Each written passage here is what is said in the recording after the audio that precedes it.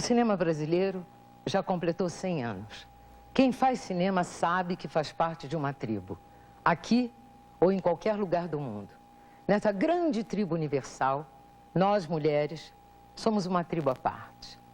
Atrizes, produtoras, diretoras, figurinistas, maquiadoras, continuistas, roteiristas e câmera. Cinema é ofício, negócio, aventura e arte. Na frente ou atrás das câmeras, nós fazemos parte do sonho e da grande ambição de fazer cinema no Brasil. E o que ele nos dá em troca? Sucesso? Muito mais que isso. Nenhuma arte conseguiu registrar tão profundamente a transformação da mulher nesse século. Então vamos seguir a trilha dessas visionárias estrelas que formam um rico painel da mulher nesses hoje mais de 100 anos de cinema brasileiro.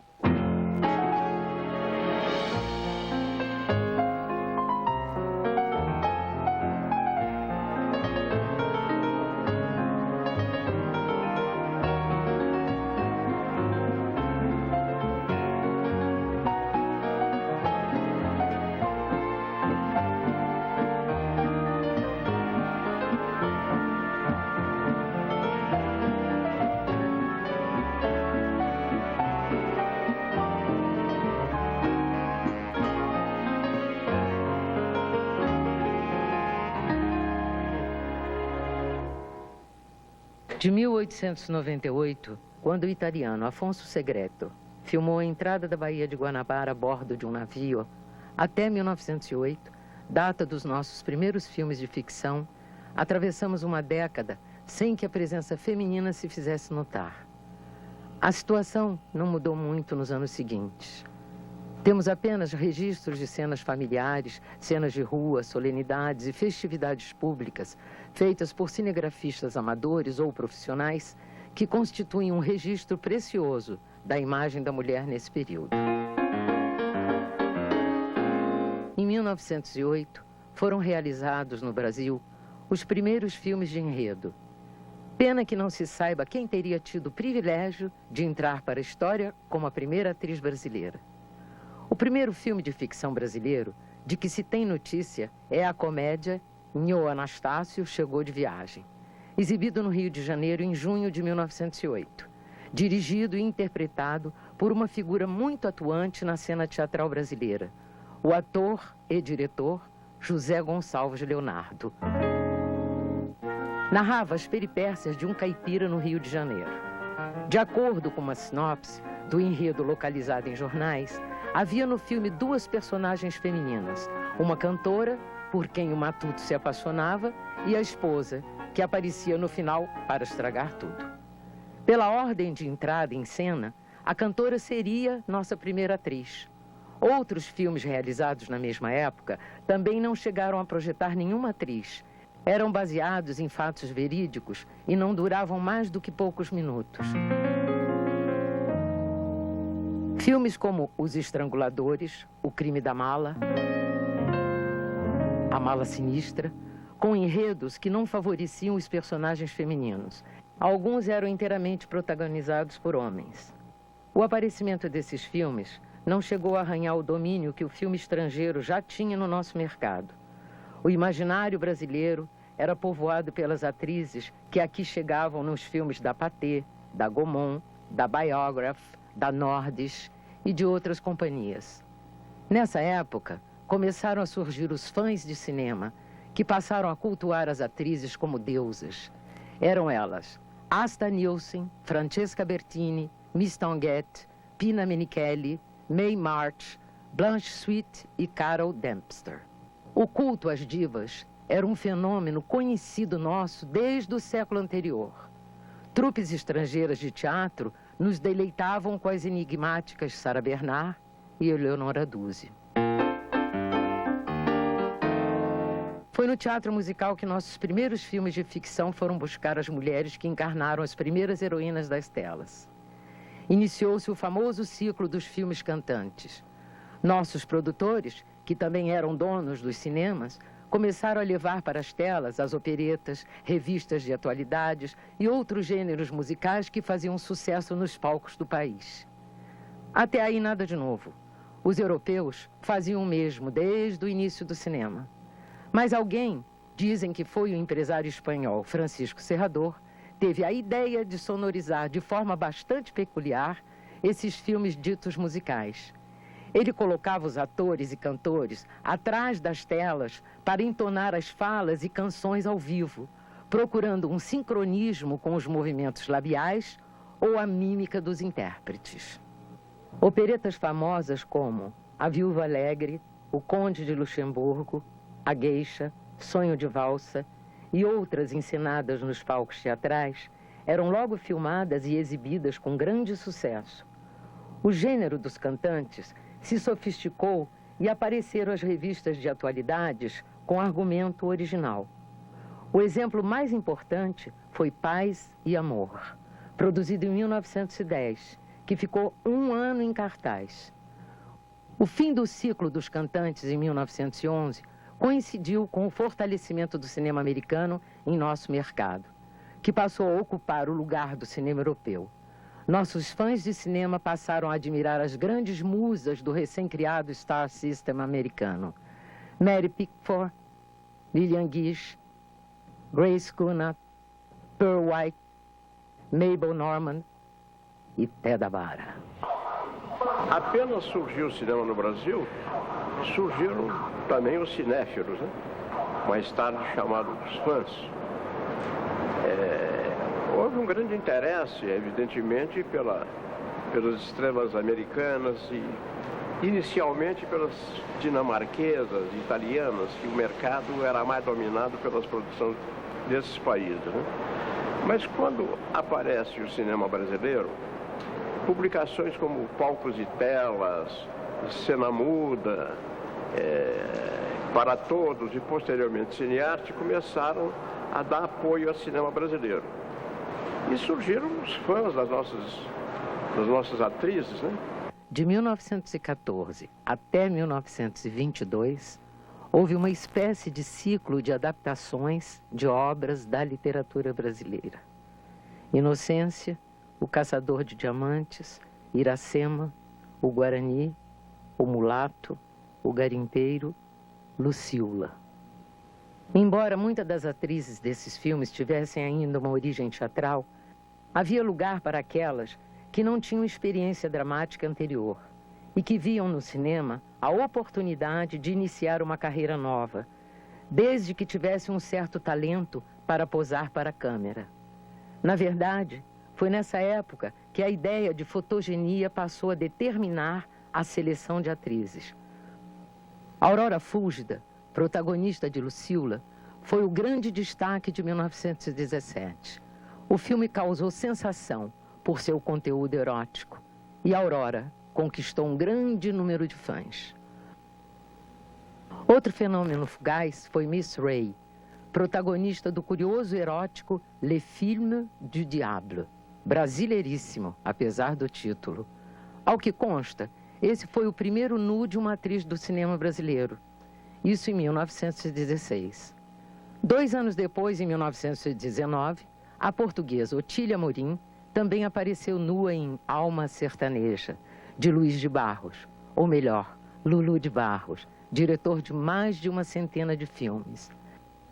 Na metade dos anos 20, floresceu em São Paulo o primeiro ciclo erótico do cinema brasileiro, favorecido por um momento de liberalização de costumes imediatamente anterior à Revolução de 30.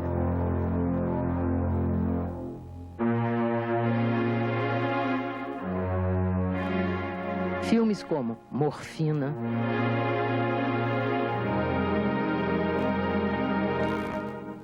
Vício e Beleza, Messalina, Veneno Branco e outros apresentavam temas antes infrequentados como drogas, cocaína, morfina, ópio e prostituição. Exceto Messalina, todos falavam de fatos contemporâneos.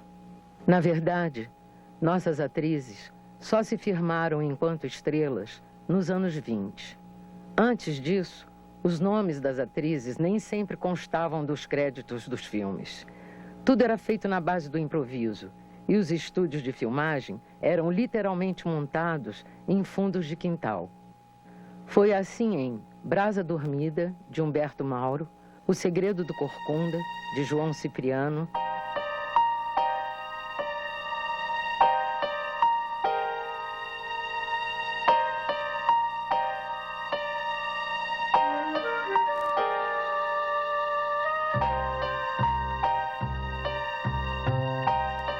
e A Carne, de Amílcar Alves.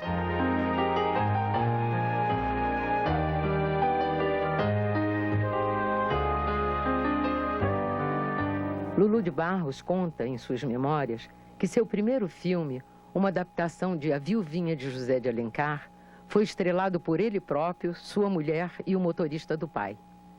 O mesmo ocorria em Cataguases, Recife ou Campinas. A mulher de Humberto Mauro, Maria de Almeida Mauro, interpretou a mocinha de Tesouro Perdido com o nome artístico de Lola Liz.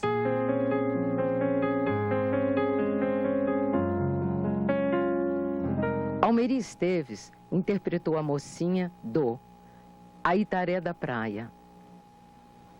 Isso em nada invalida o destemor dessas mulheres que muitas vezes enfrentavam a oposição da família para se juntar a esse bando de loucos que se atrevia a fazer cinema naqueles tempos.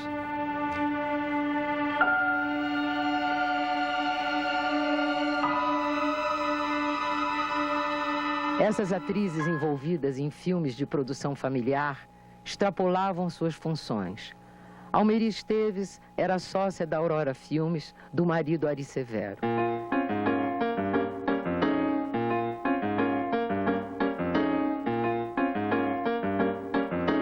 Por trás da produção, cenários e figurinos, sempre houve invisíveis mãos femininas, das quais temos notícia, mais por relatos biográficos de diretores do que por créditos de filmes, na sua maioria desaparecidos. As próprias mulheres omitiam seus nomes para que não fossem associados a um métier de reputação duvidosa. Os anos 20 lançaram Lia Torá, Eva Nil, Eva Schnorr, Grácia Morena, Lelita Rosa, Nita Ney e a incrível Carmen Santos.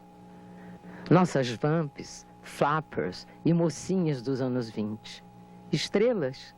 Sim, estrelas de cinema reconhecidas pela imprensa da época. As revistas Selecta, A Cena Muda e Cinearte. Também tivemos um Star System nos anos 20. Não aquele dos estúdios americanos, que desde os anos 10 haviam descoberto a fórmula de divulgação de seus filmes. A idolatria dos atores, com campanhas publicitárias montadas na celebração dessas divindades e na invasão de suas privacidades. Quem não gostaria de saber como vivia uma Clara Baum, uma Marlene Dietrich, que tão sabiamente um dia declarou: a verdade é que tudo que foi escrito sobre mim jamais foi verdadeiro. Uma das características dessa revista Cinearte foi a defesa do estrelismo, né, do Star System, que era uma das pedras angulares do sucesso, do êxito do cinema hollywoodiano. E a revista desenvolveu uma política de estrelismo muito interessante, em que as atrizes, cujos filmes nem sequer eram exibidos nos cinemas pelo Brasil afora, elas tinham as suas fotografias, né, de estilos publicitários publicados de maneira sistemática dentro das páginas da revista, a ponto de termos filmes que nunca ninguém viu, mas a popularidade das atrizes desses filmes foi impressionante. Essas atrizes eram popularíssimas, né, conhecidas em Oiapoque, ao Chuí, e muitas pessoas que as admiravam, que mandavam cartas apaixonadas para elas, jamais viram elas em cinemas, né, nas telas de cinema. Se na América do Norte o Star System era fruto de uma indústria já estruturada e lucrativa, aqui era derivado da aventura, o que não impediu que nossas musas também fossem objetos do sonho e do imaginário de um público latente do cinema brasileiro. A elas, a imprensa emprestava os mesmos atributos da mídia americana: it, sex appeal, sofisma, malícia, personalidade, spleen. Sem dúvida, a fotogenia era o principal atributo para se definir uma estrela, além do culto ao glamour e ao heroísmo. Ideal de perfeição, a estrela cinematográfica é carismática e emblemática. Beleza, juventude e personalidade. Do que restou das imagens dessa primeira fase do cinema brasileiro, há momentos sublimes, como a Flapper, insinuante mulher moderna que dirige, fuma, joga tênis, dança. A Vamp, mulher irresistível, sedutora, capaz de destruir lares, e a eterna ingênua, mocinha bem comportada, adequada aos padrões morais da família. Grácia Morena, a flor de fogo do Brasil. Um poema de amor, pecado, tentação. Lelita Rosa, a Greta Garbo nacional. No ar frio de uma noite de mistério. Sonho de ópio, licor místico, cocaína. A derrota do bem e a vitória do mal. Carmen Violeta, a mulher culta de hoje. Personalidade diferente. Temperamento de gelo num corpo de fogo. A mulher colosso. Outras mais apimentadas, os símbolos do pecado. Estrelas do curioso ciclo de filmes eróticos dos anos 20. Anos Loucos. Anita Sabatini e Lelita Rosa, em Vício e Beleza. Olivete Thomas, em Veneno Branco. Milda Rutsen, em Morfina. Pedro Lima assim descreveu seu encontro com Milda Rutsen. O ambiente abafava entre almofadões e perfumes exóticos. E se bem que Milda Rutsen estivesse sentada bem perto de mim, eu desejava colher os informes depressa para sair logo. Eu não sei explicar que estranho sentimento eu sentia. Eu gostaria de poder retê-la ali conforme estávamos, mas ao mesmo tempo, não sei porquê, desejava estar longe dali, longe dela e daqueles almofadões, daqueles perfumes.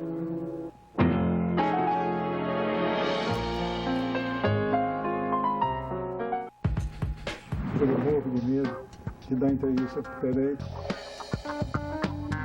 Pô, não pode fazer isso com ele.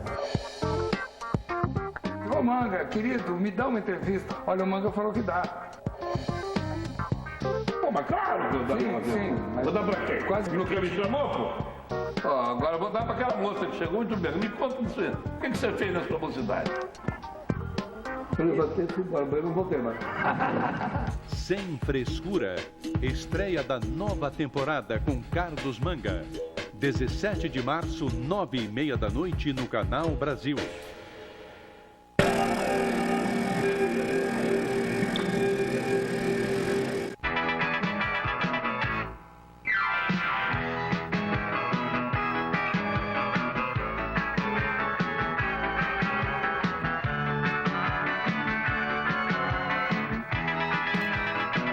Apoio Elsev Liss Intense Extreme. Cabelos 4 vezes mais lisos neste verão. O Gil procurava uma linguagem de documentário cinematográfico. Ele conseguiu captar um depoimento que o que faz o filme uma coisa importantíssima é você ficar até hoje extasiado. Puxa, esse homem que foi matador do Curisco está aí, existe mesmo, é gente. O Gil trabalhava com a transcendência do documentário.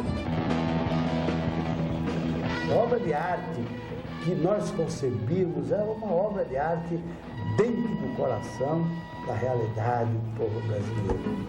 Saudade é fogo, brother.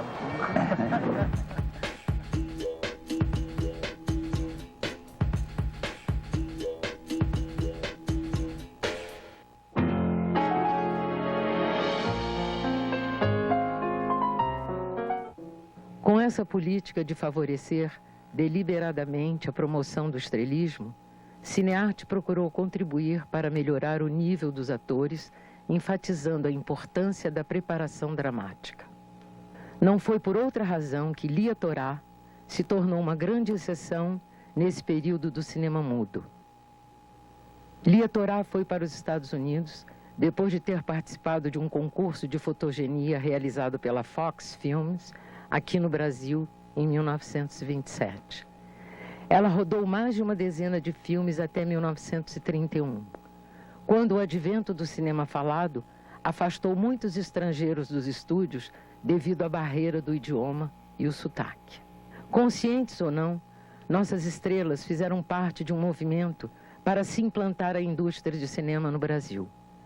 Não é de se estranhar que foi justamente o jornalista de cinearte, Adhemar Gonzaga, que veio fundar a Cinédia pouco depois, em 1930. Essa imprensa especializada foi a responsável pela criação dessa especial mitologia entre nós, o culto às estrelas. Barro Humano, filme dirigido pelo próprio Adhemar Gonzaga, em 1929. É exemplo dessa ideologia estelar divulgada pela Cinearte. O galã Carlos Modesto é figura masculina solitária num elenco dominado por mulheres. Grácia Morena, Lelita Rosa, Eva Schnorr, Eva Nil, Carmen Violeta e Gina Cavalieri. Esse filme é produzido por uma associação de jornalistas que editavam a revista Cinearte, Adhemar Gonzaga, Pedro Lima, Paulo Vanderlei e Álvaro Rocha, e o produtor e diretor de fotografia e cinematografista pioneiro do cinema brasileiro, chamado Paulo Benedetti, apresenta uma abordagem da mulher carioca, da mulher brasileira, de certa forma moderna, adotando comportamentos e adotando modas, enfim, hábitos sociais que ainda eram estrangeiros, ainda eram estranhos. Por exemplo, cenas de piscinas com dancing, com aparelhos, com vitrolas, enfim.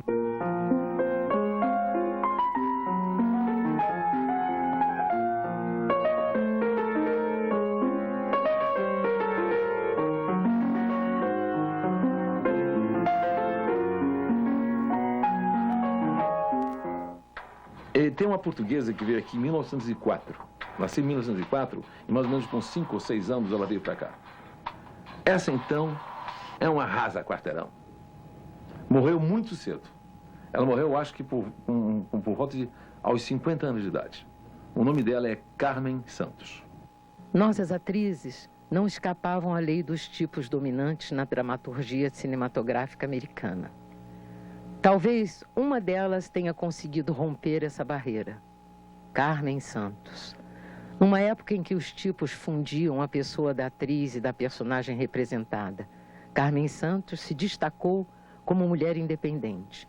Atriz, produtora e diretora, ela circulava com desenvoltura no meio intelectual e empresarial. Idealizou um sem número de projetos, todos ligados a uma preocupação com a nacionalidade, sintonizados com as questões do pensamento de então. Quis filmar O Amor em 2024 e O Fantasma das Montanhas. Carmen dominava o entendimento do processo global do cinema, da produção à distribuição. Ela se juntou àqueles que pensavam o cinema na sua totalidade. A criação de Humberto Mauro, que buscava uma linguagem própria, o gênio fotográfico de Edgar Brasil e o talento empresarial de Adhemar Gonzaga. Carmen Santos começou como qualquer mocinha, portuguesa de origem humilde, imigrou para o Brasil aos 8 anos.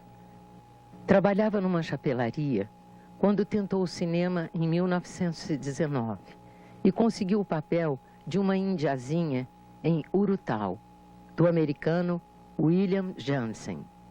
Tinha apenas 15 anos. Depois fez A Carne e Mademoiselle Cinema. Carmen logo se tornou uma estrela, apesar desses primeiros filmes jamais terem sido vistos pelo público. Consta que o diretor de Urutau teria sumido, levando consigo a cópia e o negativo do filme. Os outros dois teriam se perdido no incêndio, mas antes disso, cópias e negativos teriam sido recolhidos pelo marido. Em 1924, Carmen Santos funda sua própria produtora, a FAB, Filmes Artísticos Brasileiros. Mas a FAB não perdurou.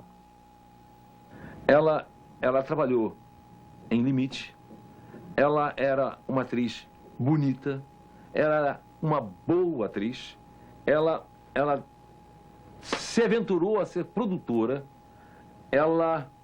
foi ela que foi a Quatagazes salvar o que poderia morrer, que é o famoso cinema do Humberto Mauro, que é a Turma de Quatagazes. Ela construiu um estúdio, que era o Brasil Vita Filmes, atualmente pertence, o estúdio está lá, eu trabalhei no estúdio, a gente trabalhou no estúdio. Quantos filmes foram feitos nesse estúdio construído por essa mulher, Carmen Santos?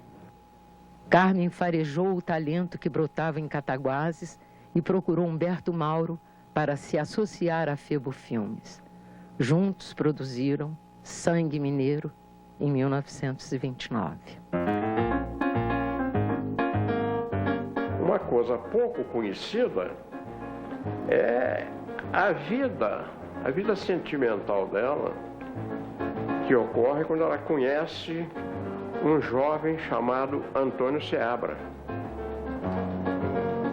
Agora, esse homem foi de importância capital em toda a carreira dela, né? Agora, era um jeito tão avançado que ele, imaginem, sonhou em fazer indústria aeronáutica no Brasil.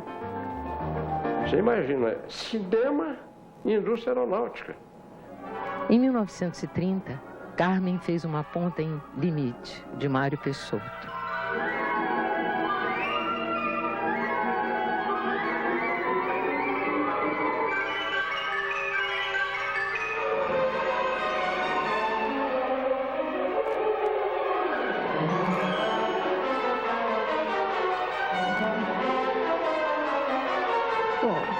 Assim, na minha lembrança, eu estava no balcão que um primo dele era dono de uma casa de chocolate, Bering, e o Mário passava assim, eu estava no balcão com a minha colega, ele passou assim no balcão, olhou para mim e deu um sorriso.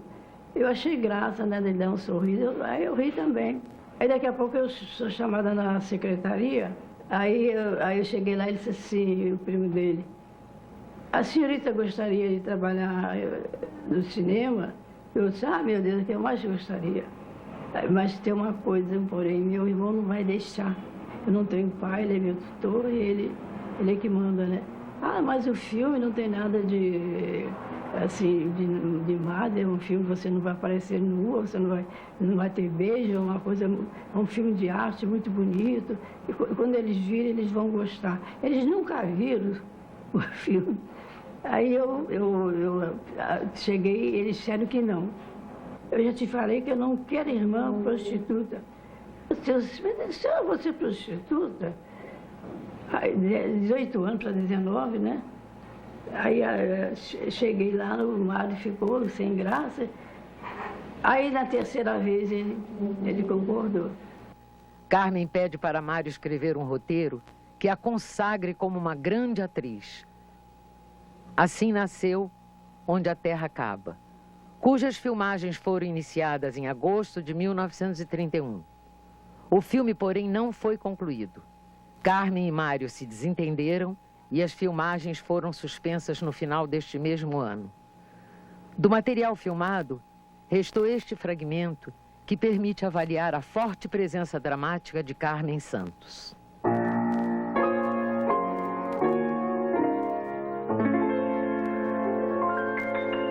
Em 1930, Carmen recebe a visita da paulista Cléo de Verberena, a primeira mulher a dirigir um filme no Brasil. O Mistério do Dominó Preto. Cléo era atriz e vendeu joias e bens para financiar seu único filme. E segundo depoimento de um cinegrafista, do Ramon Garcia, que trabalhou no Mistério do Dominó Preto, ela sabia muito bem o que queria em matéria de angulação, de montagem. Diz que era uma mulher muito lúcida, muito lúcida. Carmen naturalmente reconheceu o mérito da colega. E ela mesma só viria a realizar seu sonho de direção em 1937 com Inconfidência Mineira. Empreendimento que tomou 10 anos de sua vida. Das máquinas aos mais finos tecidos. Este é o nosso programa.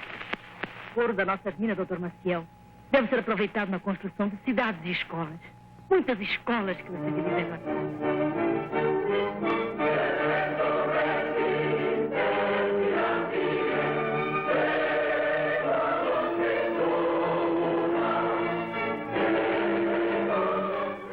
Ele mereceu uma produção cuidadosa, só comparável àqueles cuidados que vamos perceber nas produções da Vera Cruz. As armas, as roupas, os móveis, tudo isso era desenhado e pesquisado cuidadosamente pelo Washington Rodrigues. O argumento do Brasil Gerson, que era um intelectual de esquerda, né? A Carmen, nisso, mostra muito do seu caráter, muito da sua personalidade.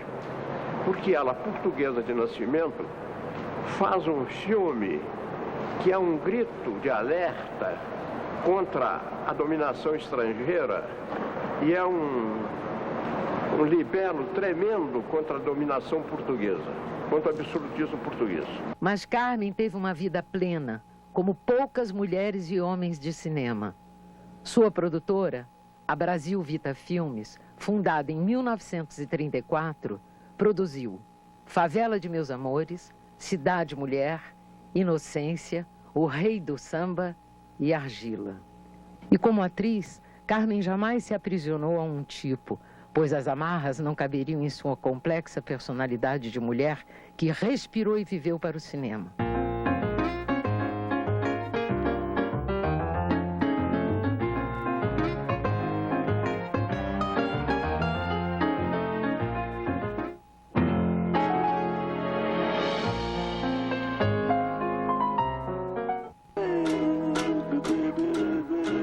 É de prata. Não me interessa. É de ouro. Não. Quero. É um Stradivarius. Não me interessa. Herança de família. Não me interessa. Eu não quero casar com essa bunda. Eu quero comprar ela pra mim. Cheiro estranho. Deve ser do ralo. O cheiro que sientes. Cheiro. É do ralo. Eu não me importo com ninguém. Só não quero que eles pensem que o cheiro do ralo é meu.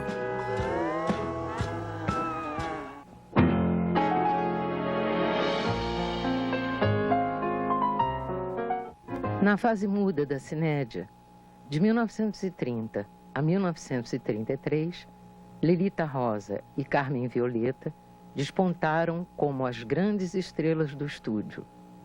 Vinda do ciclo erótico paulista, quando foi protagonista de Vício e Beleza. Lelita mereceu tratamento VIP no primeiro filme da cinédia. Lábios sem beijos, marcada pelos tipos sensuais.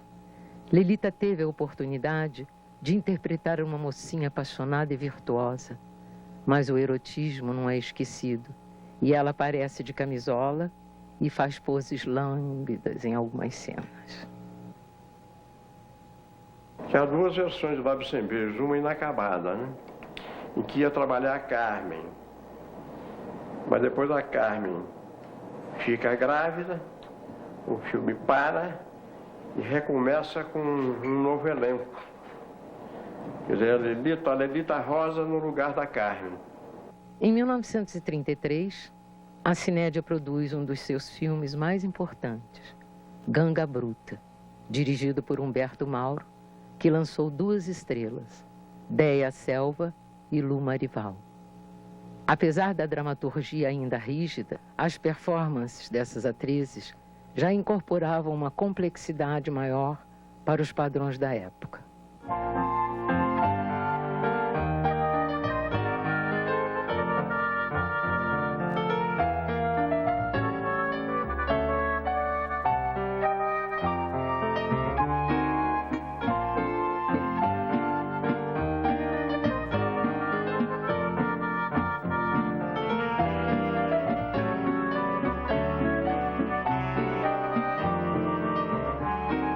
A Déa Selva é uma atriz muito bonitinha. Ela trabalhou em Canga Bruta, que é um dos primeiros filmes do Humberto Mauro. Não é um bom filme, é um filme que foi muito discutido, mas ela era a mocinha do filme. Ela fez um filme que também foi um dos filmes produzidos, eu acho, que chama-se João Ninguém. Ele é dirigido pelo Mesquitinha, um ator, comediante que trabalhou em vários gêneros, e ela era a heroína. Ela fez O Bobo do Rei, Anastácio. O Anastácio é o primeiro filme do Moacir Fenelon. Fez Céu Azul, Ave Sem Ninho, que é um filme dirigido por um também grande esquecido do cinema brasileiro chamado Raul Julián. Depois deste começo, artisticamente ambicioso, a Cinédia adotou uma política pragmática e investiu maciçamente em gêneros mais populares, como as comédias e os musicais carnavalescos. Em São Paulo, acabava-se de produzir as experiências pioneiras com o som. Acabaram-se Os Otários, de Lulu de Barros, e Coisas Nossas, da Sono Filmes, estrelado por Corita Cunha, neta da cantora Claudina Montenegro, que já havia feito alguns cantantes, e futura senhora Assis Chateaubriand. Essa entrada no cinema veio porque minha avó era cantora lírica. Era tão garota que o galã me pediu licença para me beijar. Eu digo, rapaz, o que você... Aí eu comecei a rir, feito uma imbecil. Coisas Nossas. Foi nesse lançamento desse filme que foi o Getúlio, foi a Alcirinha. É que eu dançava no palco antes. Eu dançava, é que o público invadiu. E a polícia teve que conter o entusiasmo do público. Foi um grande sucesso.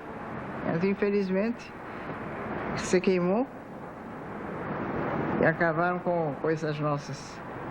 Eu estava num curso no viaduto do Chá. E o povo todo veio em cima do meu carro. Eu fiquei assustada, desci correndo e entrei no Diário da Noite, que era ali na esquina do viaduto do Chá. E aí foi que eu conheci o meu primeiro marido. Ele ficou encantado e tal, ele era jornalista, né? Ele quis me fazer entrevistas e tudo mais. Eu voltei para agradecer as entrevistas. E aí pronto, começou o romance. Me afastei porque casei e tive filho. E nunca mais, o marido nunca mais quis que eu filmasse naturalmente. Apesar de que quando me conheceu, disse que eu não era uma menina para aqui, era uma menina para Hollywood. Adhemar Gonzaga percebeu que não poderia sobreviver sem filmes de forte apelo popular. Aliado à indústria do rádio e do disco, começou a produzir musicais. A primeira incursão de Carmen Miranda no cinema foi justamente na Cinédia com Alô, Alô, Brasil, em 1935. Antes disso, ela havia participado de um dia de filmagem naquilo que foi uma breve tentativa de se filmar Degraus da Vida, um projeto de dois irmãos cinéfilos, Castor e Pollux. Carmen, já estrela, topou participar da frustrada brincadeira, o que demonstra sua vontade de se aproximar do cinema. De Alô, Alô, Brasil, nenhuma imagem restou, assim como de Estudantes e A Voz do Carnaval, outras produções da Cinédia. Em Banana da Terra, da Sono Filmes, de propriedade de Alberto Baiton, sobrou a preciosidade da cena de O que a Baiana Tem, de Dorival Caymmi. Arrendada tem, e sem pulseira de ouro tem, tem saia engomada tem, sandália enfeitada tem, e tem graça como ninguém. O que a Baiana tem? O que a Baiana tem? Em Alô, Alô, Carnaval, de 1936, Carmen e sua irmã Aurora Miranda interpretam Cantoras do Rádio.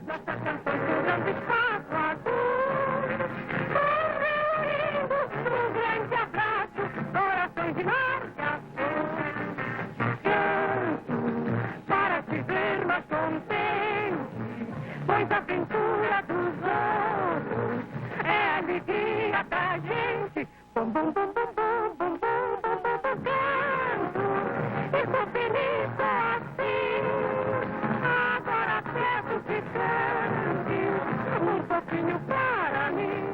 O fato é que no cinema brasileiro, Carmen Miranda interpretou a si mesma, fazendo números musicais de marchinhas de carnaval que seriam lançadas no rádio. Era a época dos famosos filmes de carnaval de enorme sucesso de bilheteria. Carmen era um grande chamariz de público, estrela dos cassinos de toda a América Latina. Seus filmes a levaram a cidades onde seus shows não chegavam. Mas em 1939, nossa pequena notável partiu para os Estados Unidos para alcançar renome internacional, história já conhecida de todos. A Carmen Miranda filmou muito pouco aqui.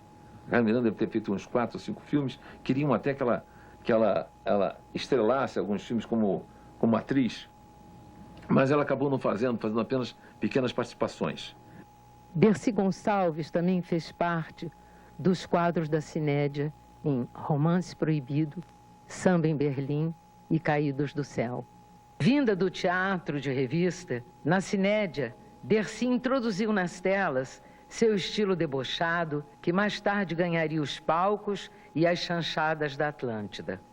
O teatro de Rebolado também emprestou ao cinema a beleza de Virginia Lane, na sensacional aparição em O Anjo do Lodo, numa cena cortada pela censura, onde aparecia fazendo um striptease. Em Corações Sem Piloto, Vaudeville filmado por Lulu de Barros, uma atriz de teatro se destaca, a Aimée. Além dela, Lulu contou com o talento musical de Marlene, que mais tarde iria alimentar rivalidade com Emilinha Borba na Atlântida. Se Carmen Santos foi um marco da mulher nos anos 20, a década de 30 nos trouxe outra forte mulher de cinema, Gilda de Abreu. Encarnou a plenitude feminina nesse espaço totalmente dominado pelos homens. Gilda de Abreu foi a grande estrela da Cinédia, protagonista de Bonequinha de Seda, de 1936, dirigido por Oduvaldo Viana. Gilda se destacou por ser uma artista completa, cantora lírica afinadíssima, exímia bailarina, atriz talentosa e extremamente fotogênica.